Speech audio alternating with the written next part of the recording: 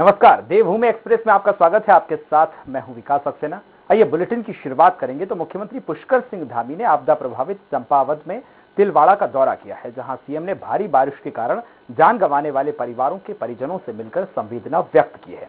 उन्होंने मृतकों की आत्मा की शांति के लिए प्रार्थना की है। सीएम धामी ने कहा है कि सरकार उनकी पीड़ा को समझती है और इस मुश्किल की घड़ी में पीड़ितों के साथ खड़ी है। सीएम ने जिला प्रशासन को जिले में आपदा प्रभावितों को जल्द से मुआवजा देने के निर्देश दिए हैं। इसके साथ ही मुख्यमंत्री धामी ने सर्किट हाउस में जिला स्तरीय अधिकारियों के साथ बैठक भी की है।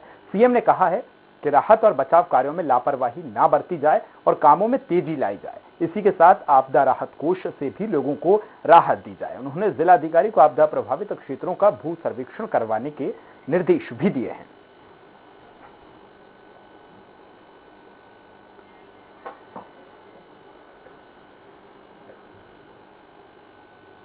तो देखिए, जिस तरह से सीएम पुष्कर सिंह धामी खुद वहां पहुंचे हैं, लोगों से मुलाकात की है, जो आपदाग्रस्त हैं, जो पीड़ित परिवार हैं, उनके परिजनों से मुलाकात की है। अधिकारियों को काम में जल्दी लाने के निर्देश दिए गए हैं।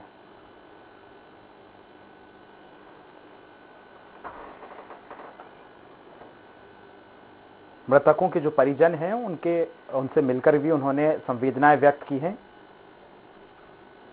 अधिक जानकारी के लिए हमारे संवाददाता हरीश पांडे हमारे साथ जुड़ गए। हरीश, सबसे पहले तो देखिए, जिस तरह से जो पीड़ित परिवार हैं उनके पास सीएम पुष्कर सिंह धामी खुद पहुंचे हैं, उनसे बात की है, तो किस तरह से पूरा ये कार्यक्रम सीएम का रहा है, कहां कहां सीएम गए हैं, किन लोगों से बात की और अधिकारियों को क्या अहम जो दिशा निर्देश दिए गए हैं वो क्या है?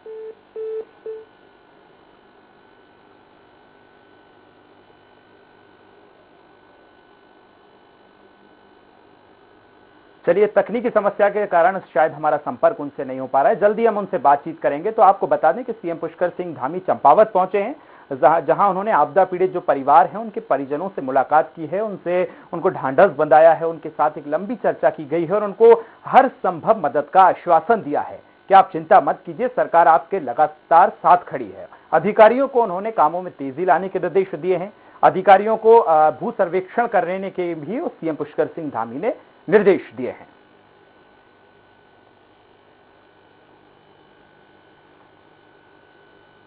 तो आपको बता दें कि सीएम ने पीड़ित परिवार के जो परिजन हैं उनके वो घर पहुंचे हैं। तस्वीरें आप लगातार देख सकते हैं, उनसे मिल रहे हैं, परिजनों से मिल रहे हैं, उनको ढांढस बंधा रहे हैं, उनसे हिम्मत रखने की बात कर रहे हैं और उनसे ये कह रहे हैं कि सरकार आपके साथ हमेशा खड़ी है। इसके बाद ही उन्होंने अधिकारियों को भू सर्वेक्षण करने के निर्देश भी दिए हैं।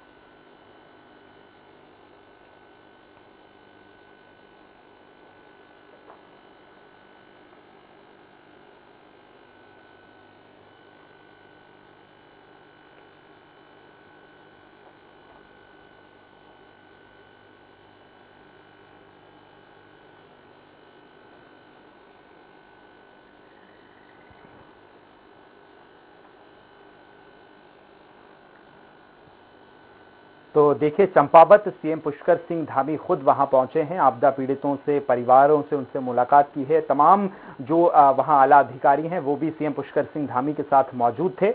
सीएम लोगों के घर पहुंचे हैं, देखिए घरों में बैठे हैं और जो परिजन हैं उनसे लगातार सीएम ने बात की है। अगर बात की जाए तो उन्होंने अधिकारियों को भू सर्वेक्षण कराने के निर्देश दिए गए हैं और सीएम ने कहा है अधिकारियों से कि कामों में तेजी लाई जाए, किसी भी तरह की लापरवाही बर्दाश्त नहीं की जाएगी। सीएम पुष्कर सिंह धामी चंपावत पहुंचे, तस्वीरें हम आपको लगातार दिखा रहे हैं। हमारे साथ हरीश, हमारे संवाददाता जुड़ गए हैं। हरीश, किस तरह से सीएम का कार्यक्रम रहा है, जिस तरह से सीएम चंपावत पहुंचे, अधिकारियों को क्या कुछ अहम निर्देश दिए गए हैं?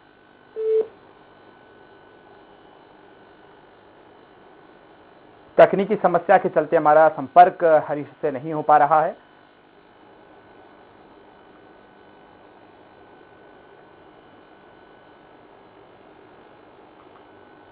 तो आपदा प्रभावित क्षेत्रों का भू सर्वेक्षण कराने के निर्देश सीएम पुष्कर सिंह धामी ने अधिकारियों को दिए हैं।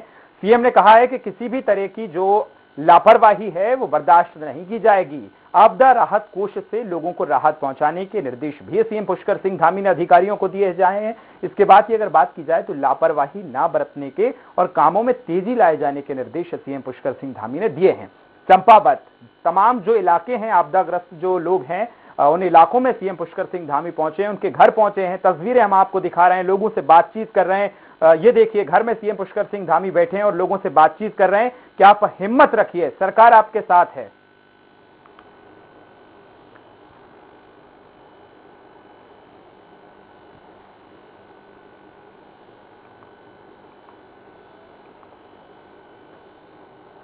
तो उत्तराखंड अधिकारी कार्मिक शिक्षक संघ के पदाधिकारियों ने सीएम पुष्कर सिंह धामी से मुलाकात की है और 2001 बैच के पुलिस आरक्षकों को 4600 ग्रेड पे देने की घोषणा करने पर सीएम धामी का उन्होंने आभार व्यक्त किया है। वहीं संघ के पदाधिकारियों ने महासंघ की मांगों को लेकर सीएम धामी को ज्ञापन भी सौंपा है।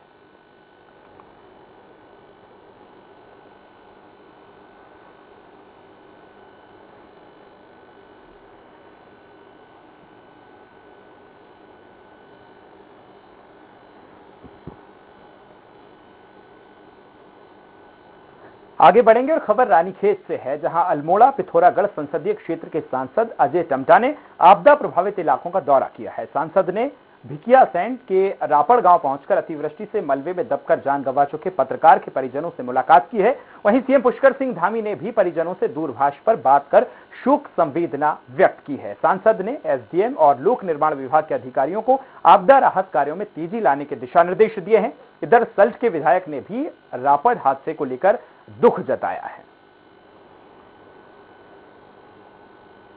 तो उस एनटीडी क्षेत्र का दौरा किया और अभी मेरा भिकियासैंड के पास जाना है, जहां पर आपदा के कारण से हमारे वरिष्ठ पत्रकारों के परिवार को बहुत बड़ा नुकसान हुआ है। और लगातार हमारे सभी अधिकारियों से बात हो रही है, माननीय मुख्यमंत्री जी से भी मेरी बात हुई है और आपदा अधिकारी सभी लोगों से लगातार संपर्क में रह करके कितनी जल्दी हम रोडों को ठीक कर दें।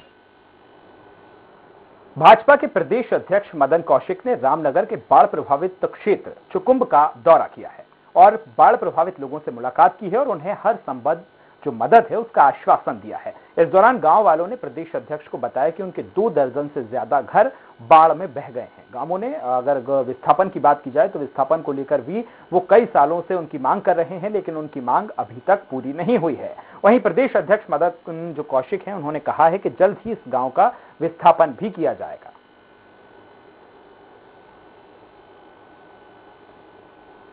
यहाँ चुकम के सभी बंधुओं के साथ बैठकर बातचीत हुई है।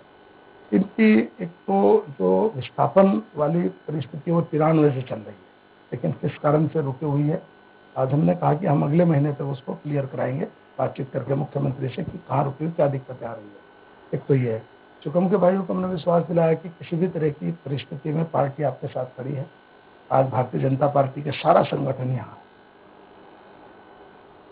जिला अधिकारी रंजना राजगुरु ने सितारगंज का निरीक्षण किया है और आपदा से प्रभावित गांवों का जायजा लिया है। साथ ही ग्रामीणों से उन्होंने हालचाल जाना है।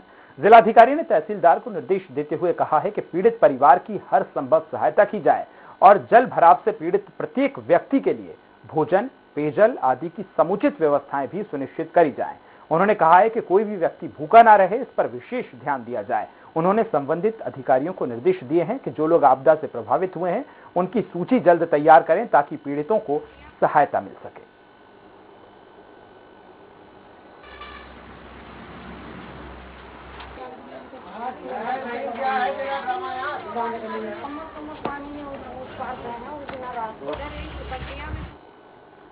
पिथौरागढ़ जिले के नेशनल हाईवे मदनपुर के पास सड़क पर मलबा आ जाने से सैकड़ों यात्री वहां फंस गए हैं। पीडब्ल्यूडी विभाग की 2 जेसीबीओं ने मलबा हटाने का काम शुरू कर दिया है। वहीं सड़क खुलने के थोड़ी देर बाद दोबारा मलबा वहां आ गया है, जिससे यात्रियों को काफी दिक्कतों का सामना करना पड़ रहा है। वहीं सेराघाट पुलिस ने भी फंसे यात्रियों को भोजन भी लगातार करा रही है। प्रशासन ने मलबा हटाने का काम शुरू दोबारा कर दिया है और जल्द ही सड़क खुलने की आशा व्यक्त की जा रही है।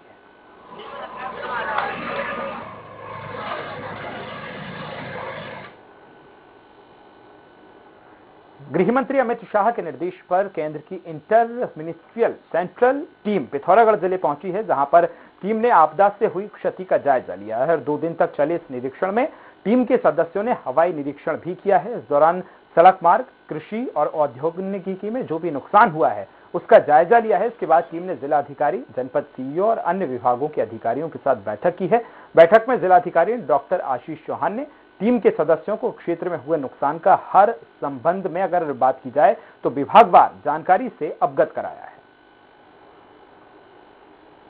सर की तरफ से एक डायरेक्शन ये था, जो इंटर मिनिस्टरियल एक हमारा सेंट्रल टीम है उसकी इमीडिएटली आज विजिट करवाने के लिए आपदा प्रभावित क्षेत्रों का। सो उसी के अनुसार एक टीम है, 6 मेंबर्स टीम है आ रखा है और आज सुबह से हमारा शाहजहां रोड है उसका डैमेजेस वगैरह दिखाया है। तो जिस तरह से हम आपको बता दें कि ये पूरी टीम पिथौरागढ़ पहुंची है, जहां उन्होंने हवाई सर्वेक्षण भी किया है और तमाम ग्राउंड लेवल पर उतरकर जो सर्वेक्षण किया है, इसकी अधिक जानकारी के लिए हमारे संवाददाता भी जुड़ गए।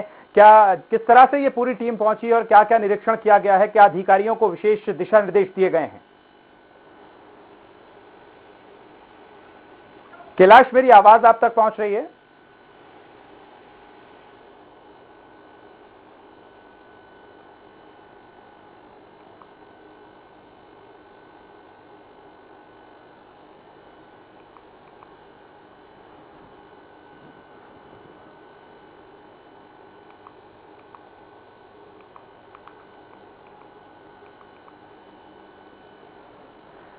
तो जिस तरह से हम आपको बता दें कि गृह मंत्री अमित शाह के निर्देश पर केंद्र की इंटर मिनिस्ट्रियल सेंट्रल टीम जो है वो पिथौरागढ़ जिले पहुंची थी और जहां पर जो जितनी भी क्षति हुई है, टीम ने पूरा वहां पर निरीक्षण किया है। हवाई सर्वेक्षण की बात की जाए तो वो भी किया है। लगातार जो आपदाग्रस्त इलाके हैं वहां भी टीम पहुंची है और जिसके बाद अगर बात की जाए तो आपदा से हुई क्षति का जायजा भी टीम ने लिया है। जिसके बाद वहां के जो जिलाधिकारी हैं, जिले लेवल के आला अधिकारी हैं, जनपद सीओ हैं, उनके साथ टीम ने एक लंबी बैठक की है जिसमें तमाम जो दिशा निर्देश हैं वो आवश्यक दिशा निर्देश भी टीम को दिए गए हैं।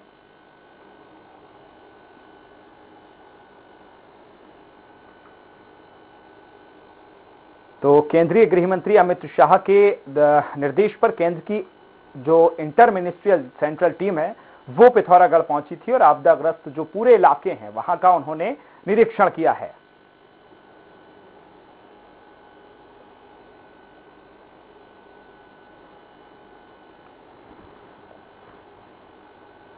आपको बता दें कि इस टीम के साथ वहां के कलेक्टर और अन्य जिले के जो आला अधिकारी हैं वो भी इस टीम के साथ मौजूद रहे हैं और लगातार पूरे इलाके का उन्होंने निरीक्षण किया है, बारीकी से जांच की है। हवाई सर्वेक्षण भी इस टीम ने वहां पर किया है।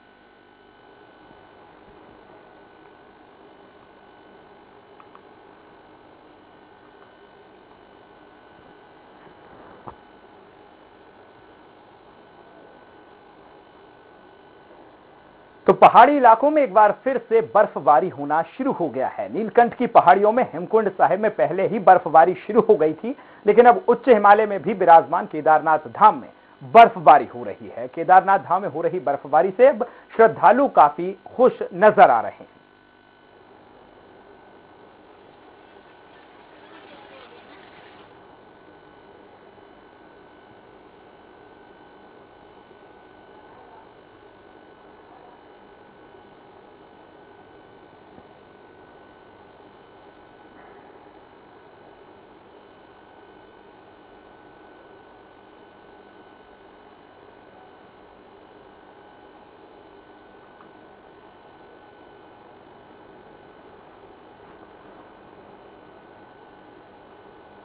तो हमारे साथ अधिक जानकारी देने के लिए हमारे संवाददाता धीरज फोन लाइन पर जुड़ गए। धीरज, जिस तरह से बात की जाए तो केदारनाथ में बर्फबारी शुरू हो गई है, कैसा वहां माहौल है? लगातार कौन कौन से वो इलाके हैं जहां बर्फबारी एक बार फिर से शुरू हुई है? जी बिल्कुल, आपको बता दूं, जिस तरह से ऊपरी हिमालय क्षेत्र है, भगवान केदारनाथ जो 11वें ज्योतिर्लिंग माने जाते हैं, वहाँ पे आज इस सीजन की पहली बर्फबारी हुई है। इससे पहले अगर मैं आपको बता दूं कि नीलकंठ की पहाड़ियां हो गई, हेमकुंड साहिब हो गया, फूलों की घाटी में लगातार बर्फबारी बीते जो 3-4 दिनों से लगातार उत्तराखंड में भारी बारिश चल रही थी, वहाँ पे भी बर्फबारी हुई थी। और जो 11वें केदार भगवान केदारनाथ है, 11 ज्योतिर्लिंग है, वहाँ पे आज इस सीजन की पहली बर्फबारी हुई। जो यहाँ श्रद्धालु है, हजारों लाखों के तादाद में यहाँ श्रद्धालु पहुंचे, उनमें खुशी का माहौल देखा जा रहा है। जी, जिस तरह से नीरज, पहले अगर बात की जाए तो नीलकंठ की पहाड़ियों में अगर हेमकुंड साहिब की बात की जाए तो वहां तो पहले भी बर्फबारी हुई है, लेकिन केदारनाथ धाम में आज पहली बर्फबारी है। इसके चलते क्या जो वहां पर पर्यटक पहुंच रहे हैं, जो श्रद्धालु पहुंच रहे हैं, उनको कोई नुकसानी या उनको कोई समस्याओं का सामना तो नहीं करना पड़ रहा है? जी बिल्कुल, जिस तरह से केदारनाथ में बर्फबारी हुई तो जो पर्यटक हैं, जो सैलानी हैं, वो बर्फबारी का आनंद ले रहे हैं। अभी आज का ही मामला है, हल्की बर्फबारी हुई है, जिससे लेकर जो श्रद्धालु हैं, जो भक्तजन हैं, वो बर्फ को देखकर बड़े प्रसन्न हैं। आप खुद विजुअल में देख सकते हैं कितनी प्रसन्नता से वहाँ पे भक्त लोग झूम रहे हैं, नाच रहे हैं, गा रहे हैं और भगवान केदार की जय जयकार कर रहे हैं। जी, इससे आगामी अगर दिनों की बात की जाए तो मौसम कुछ ज्यादा परिवर्तन मौसम में तो संभावित नजर नहीं आ रहे हैं। हालांकि यात्रा जो है वो तो लगातार जारी रहने वाली है, बर्फबारी के बाद भी मौसम बिगड़ता तो दिखाई नहीं दे रहा है ना नीरज? जी बिल्कुल, आपको बता दें जिस तरह से ऊपरी हिमालयी क्षेत्र है 11,000-12,000 फीट की ऊंचाई, तो ये पौराणिक मंदिर है, तो यहाँ पे स्वाभाविक है कि जो सर्दियों का सीजन यहाँ पे शुरू हो गया, बर्फबारी लगातार होती रहेगी। हालांकि जो 5 तारीख को 5-6 को भैया 2 को भगवान केदारनाथ के कपाट बंद होंगे, तो अमूमन ये देखा गया है कि जब भगवान केदार के कपाट बंद होते तो जब बर्फबारी होती तो उसी में जो भगवान की चल विग्रह डोली होती है, उसी बर्फ में चलकर वो श्रद्धालु नीचे ऊखीमठ ओंकारेश्वर मंदिर के लिए आते हैं। ये आज का मामला नहीं है, लगातार बर्फबारी। कुल मिला के कहा जाए तो नीरज, श्रद्धालुओं में खुशी का माहौल देखने को मिल रहा है। बहुत शुक्रिया तमाम जानकारी साझा करने के लिए।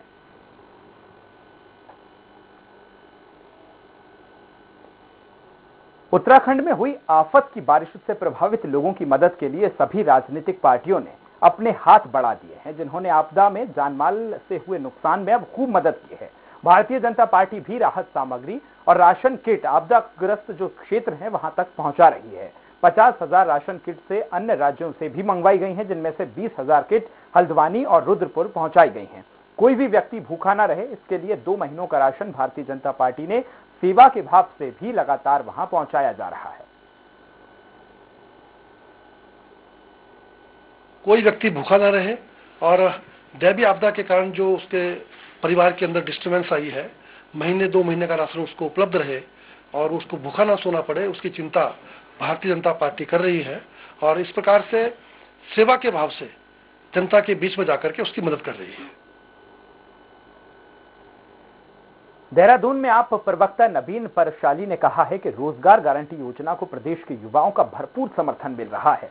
बीते 16 दिनों में इस अभियान से अब तक 3.5 लाख से ज्यादा युवाओं ने रजिस्ट्रेशन इसमें करवाया है, जो कि एक अपने आप में बड़ी उपलब्धि है। और आपके 7,000 कार्यकर्ता पूरे प्रदेश में घर घर जाकर इस अभियान को पहुंचा रहे हैं, जिसके लिए मैं उनका धन्यवाद अर्पित करता हूं। जो हमारा रोजगार गारंटी अभियान चल रहा है, विपरीत परिस्थितियों आपदा के बावजूद भी बहुत अच्छा रिस्पांस इसका आया है। अब तक टोटल 3,55,887 रजिस्ट्रेशन हो चुके हैं, तो टोटल मिला के 7,000 के आसपास ये सभाएं भी हमारी यहाँ पर हुई हैं अभी तक, जो हमारे कार्यकर्ताओं ने पिछले 6 दिनों में की थी। उसके बाद आपदा यहाँ पर आई थी तो हम उत्तरायण नहीं कर पाए थे, लेकिन फिर जैसे ही हम आपदा के बाद इस अभियान को फिर बढ़ाने की कोशिश करेंगे।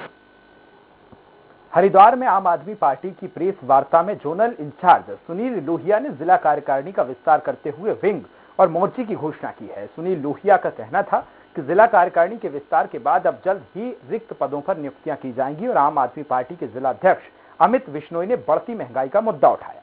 उन्होंने कहा कि बढ़ती महंगाई ने उत्तराखंड की जनता की कमर तोड़ कर रख दी है। उन्होंने कहा कि 2022 विधानसभा चुनाव में आम आदमी पार्टी उत्तराखंड में बदलाव लेकर आएगी।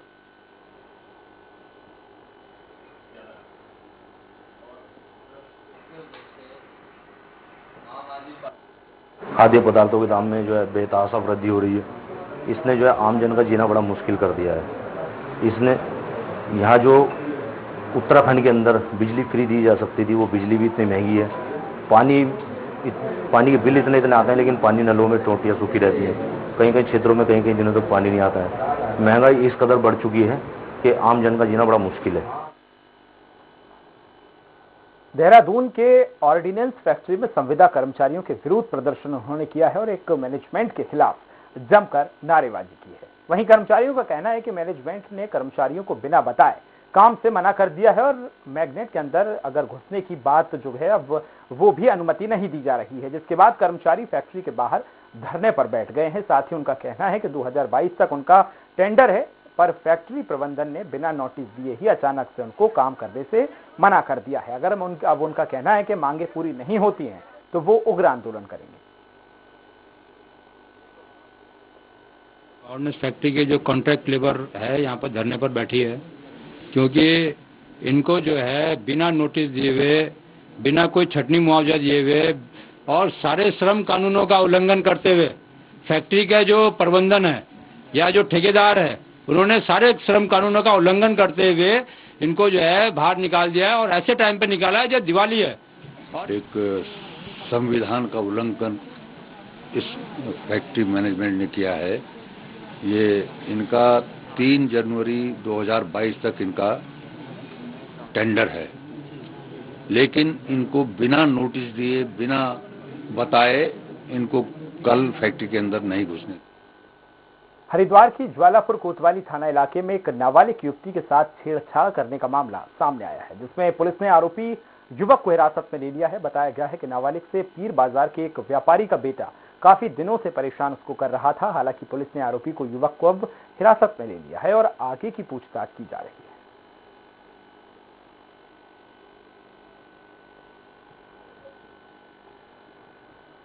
कृषि कानूनों के खिलाफ किए जा रहे आंदोलन में शहीद हुए किसानों की आत्मा की शांति के लिए नानकमत्ता गुरुद्वारे में अरदास रखी गई है। गुरुद्वारे में अखंड पाठ साहिब का 3 दिन के लिए पाठ किया गया है।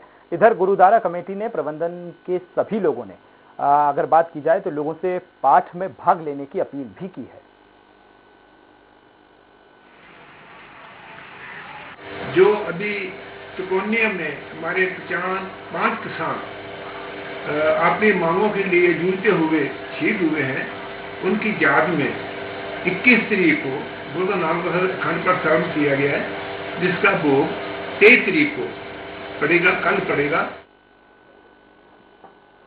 लखीमपुर खीरी में कृषि कानूनों का विरोध करते हुए शहीद हुए 4 किसान और एक पत्रकार की अस्थियां हर की पौड़ी में ब्रह्मकुंड गंगा में प्रभावित की गई हैं। भारतीय किसान यूनियन के लोगों ने कहा है कि केंद्र सरकार और उत्तर प्रदेश सरकार तानाशाह हो गई है और किसानों को मौत के घाट उतारा जा रहा है। किसानों ने कहा है कि आने वाले दिनों में किसान और देश के लोग इसका बदला जरूर लेंगे। जो हमारे शहीद हुए तो उनके भूल है, और वहाँ जो उसके मंत्री के बेटे ने जो उन किसानों को जो कुचला था तो उनके भूल है। और 23 तारीख रखी थी, उत्तराखंड में आपदा आएगी तो एक दूसरा भी होगा। जो मंत्री के बेटे ने और मंत्री ने साजिश के तहत शांतिपूर्वक प्रदर्शन कर रहे किसानों को गाड़ियां चढ़ा दी थी, उसमें 4 किसान और एक पत्रकार भाई हमारे शहीद हुए थे। उनकी अस्थियां पूरे देश में, हर प्रदेश के हर जिले में गई। तो ये हमारा भी सौभाग्य प्राप्त हुआ कि उन शहीदों की अस्थियां हरिद्वार जिले में भी आई। हमने 2 दिन तक पूरी कलश यात्रा पूरे जनपद में उनकी घुमाई, अस्थि कलश यात्रा, और आज पूरी अरदास करी गई, पूजा पाठ करे गए, पूरे विधि विधान के साथ उनकी अस्थियों को यहाँ विसर्जित कर दिया गया। तो उद्यान और बागवानी समेत कृषि कार्यों के लिए उत्तराखंड को बेस्ट हार्टिकल्चर स्टेट पुरस्कार से नवाजा गया है। इस मौके पर कृषि उद्यान मंत्री सुबोध उनियाल ने इसके लिए राज्य में विभाग के अफसरों और उनकी नीतियों समेत केंद्र सरकार के सहयोग के लिए आभार व्यक्त किया है। कृषि मंत्री सुबोध उनियाल ने कहा है कि राज्य सरकार ने कई अहम प्रयास किए हैं, जहां किसानों की आय बढ़ाने की दिशा में भी काम किए हैं। वहीं पहली बार सेब और मशरूम को लेकर बड़े आयोजन किए गए हैं, जिससे पूरे देश में एक संदेश पहुंचा है।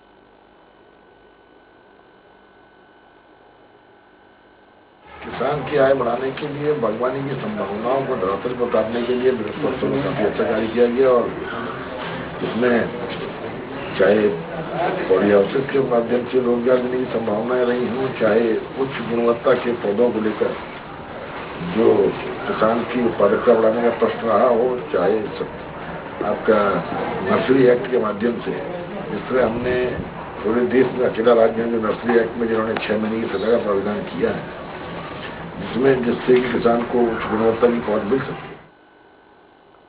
उत्तराखंड राज्य निर्माण आंदोलनकारी संगठन मसूरी ने आप पार्टी के प्रदेश प्रवक्ता नवीन पिरसाली के नेतृत्व में शहीद स्थल पर पहुंचकर आपदा में मारे गए लोगों को श्रद्धांजलि अर्पित की है। सरकार से मृतकों के परिवार और आपदा पीड़ितों को जल्द से जल्द मदद करने की मांग की गई है। सामाजिक कार्यकर्ता प्रदीप भंडारी ने कहा है कि हाल में ही हुई बारिश से उत्तराखंड के कुमाऊं क्षेत्र में काफी बड़ा नुकसान हुआ है। कई लोग मौत के मुंह में समा गए हैं। ऐसे में आपदा पीड़ितों को शीघ्र मदद की जरूरत है। नवीन प्रशाली ने सरकार से आपदा प्रबंधन पर सवाल खड़े किए हैं। उन्होंने कहा कि पूर्व में भी मिले अलर्ट के बाद भी सरकार पूरी तरह से आपदा के लिए निपटने तैयार नहीं थी। उन सभी मृतकों की आत्मा को भावपूर्ण श्रद्धांजलि देने के लिए आज आम आदमी पार्टी के कार्यकर्ता शहीद स्थल मसूरी में एकत्रित हुए। हमने अपनी भावपूर्ण श्रद्धांजलि उनके प्रति व्यक्त की और सरकार से आग्रह किया कि जो उनको मुआवजा देने की घोषणा सरकार ने की है वो जल्दी से जल्दी उनको दिया जाए और किसानों को इसमें भारी नुकसान हुआ है, किसानों के नुकसान का आकलन करते हुए उनको उचित मुआवजा दिया जाए। घटना है, एक केदारनाथ आपदा जैसी घटना है और इससे हम पूरे प्रदेशवासी दुखी हैं और आज यहाँ पर वही अपना दुख प्रकट करने और एक भगवान से प्रार्थना करने की जो मृतक आत्माएं हैं उन्हें जो है शांति प्रदान करे। इसी के साथ देवभूमि एक्सप्रेस में फिलहाल इतना ही। बने रहिए स्वराज एक्सप्रेस के साथ। नमस्कार।